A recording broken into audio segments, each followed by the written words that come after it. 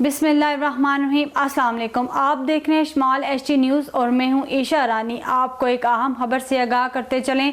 8 अक्टूबर के ज़लज़ले को 18 बरस बीत। आज़ाद कश्मीर के दारुल-हुकूमत मुज़फ़्फ़राबाद में 74,000 शुहदा की याद में तकरीब मुनक्कद की गई।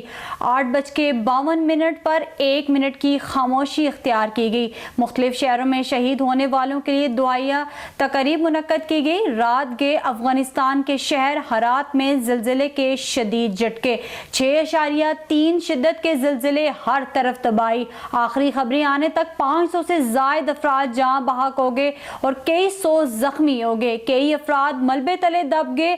मुतअद्दिद इमारतें जमीन बोस हो गई। ज़िलज़िला पैमा मरकज के मुताबिक ज़िलज़ले का मरकज अफगानिस्तान के जनूब मशरक में था।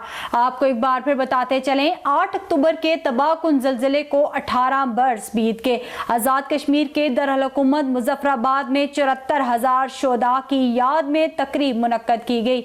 8:52 पर 1 मिनट की खामोशी इख्तियार की गई। मुख्तलिफ शहरों में शहीद होने वालों के लिए दुआया तकरीब मुनक्कद की गई। रात के अफगानिस्तान के शहर हरात में ज़लज़ले के शदीद झटके। 6.3 शिद्दत के ज़लज़ले से हर तरफ तबाही। आखिरी खबरें आने तक 500 से ज़ायद अफराद जाँ बहक हो गए और कई सौ जख्मी हो गए। कई अफराद मलबे तले दब गए। मुतअद्दिद इमारतें ज़मीन बोस हो गई। ज़िलज़िला पैमा मरकज के मुताबिक ज़िलज़ले का मरकज अफगानिस्तान के जनूब मशरक में था।